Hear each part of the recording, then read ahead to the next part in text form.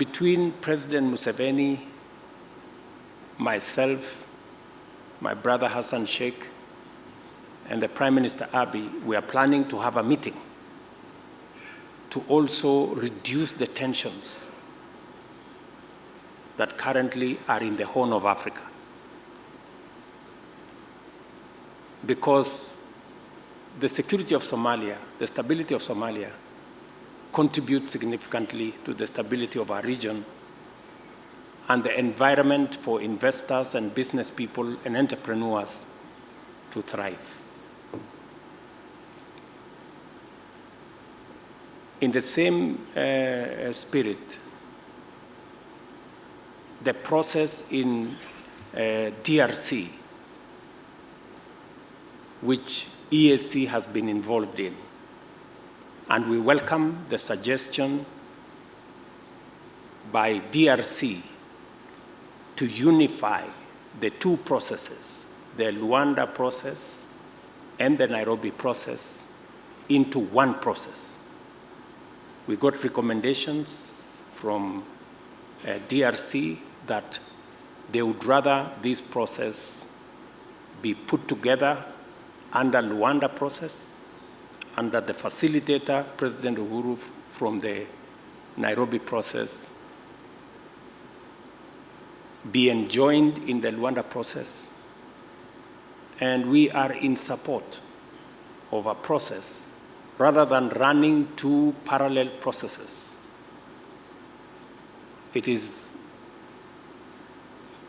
better that we have one process that would help consolidate all efforts and all actors so that, again, we can meaningfully contribute to the peace and stability in DRC as a way of making sure that our region has the security that we need, the stability that is necessary for us to continue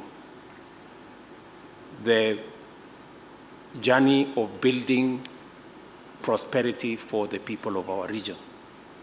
So all these processes are necessary.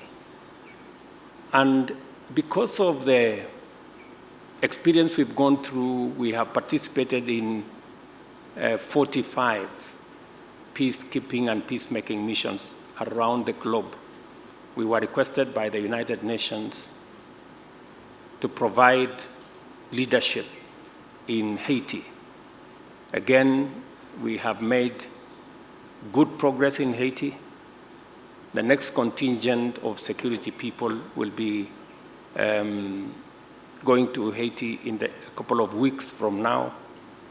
We are working with many partners from the Caribbean, Organization of American States, and many other actors in trying to assist the people in Haiti, majority of whom are of African descent, to also enjoy peace like those of us who are in this part of the world. So Kenya is invested in supporting the peace, the security, the stability of our region, and we will spare no effort in deploying our capabilities, our abilities to secure our region as we focus on what helps us to grow. When the founding fathers, President Nyerere, Jomo Kenyatta, and Milton Obote, came up with the East African Federation then,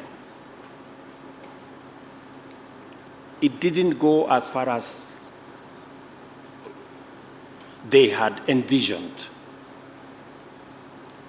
And we must commend Zanzibar and Tanganyika then, that took the bold step and created the United Republic of Tanzania. And when President Suluhu invited us to the celebrations of the Union.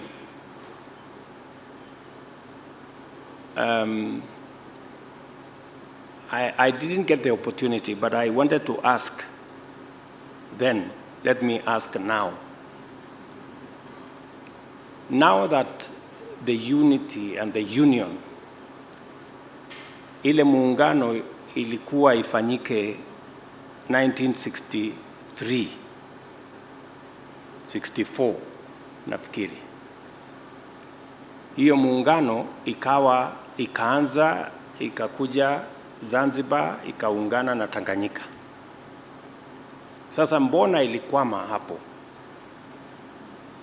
Ingesonga sasa ikuje Kenya, iende Uganda, ndio sasa ikamilike vile waanzilishi wa nchi zetu walivyokuwa wameifikiria. Sasa nyinyi watu wa Tanzania mko na deni ya wa East Africa wengine. Yes. You have a debt to East Africans. That the unity that was figured out by our leaders, that started with only Zanzibar and Tanganyika then, it must not stop there. And you have an explanation to us why it should not move on and become what it was intended to be. And therefore, as East Africans, we demand that we complete this journey of consolidating this East Africa into what our forefathers thought about. So now, the former CTA is now fully assembled. But it's now more than a CTA, it is now an FTA, a free trade area. We have gone up. Let us now consolidate and move forward together. We, the Pan-Africanists, insist on the economic integration of the whole continent of Africa, and in some cases, the political integration of some parts of Africa, such as East Africa, because of the three historic missions we distilled from the beginning. These are prosperity for African people through creating an integrated market that is large enough to buy sustainably goods and services produced or provided by the African wealth creators and workers. You see, when we talk of integration, it's not an emotional thing. It's not that I want to be with the Kenyans, I want to be with the Tanzanians, I'm dying to be with this one. No. You need it for your wealth creators. If your wealth creators produce a good or a service, who will buy that good and service sustainably and on a big scale?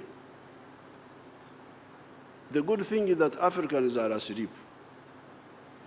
Kulala naye ni vizuri. Because when you are asleep, you don't know where the danger is. A snake can enter your house and kill you, and you will die peacefully because you don't know. But when you wake up and you, like the Ugandans used to be very tribalistic. Tribalism, religion, Catholics, Protestants, Muslims. Now, when we have been fighting with them, they are woken up a bit now. So they produce a lot of milk. The internal market is not enough. The maize, the internal market is not enough. So if the Africans wake up, then they will be able to see the blindness. If the internal market of Uganda is not enough, if the internal market, I can see Tanzanians are now beginning to sell things into Uganda, beans and so on. So now the question is, where do they sell these products? Because there are examples in the world, like the United States and Latin America. Latin America has got more Maria City, more natural resources, Mito, Misitu, Madini. Latin America is very rich. I think it could be richer than the United States in terms of natural resources.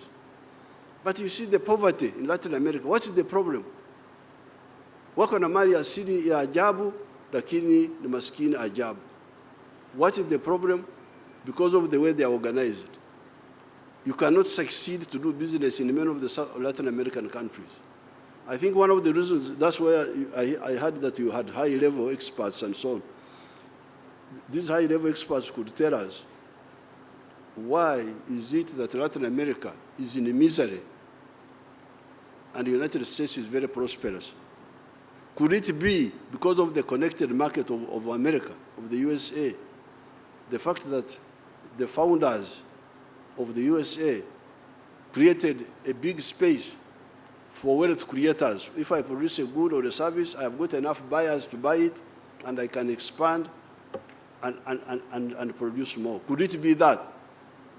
Let's get an answer from the experts.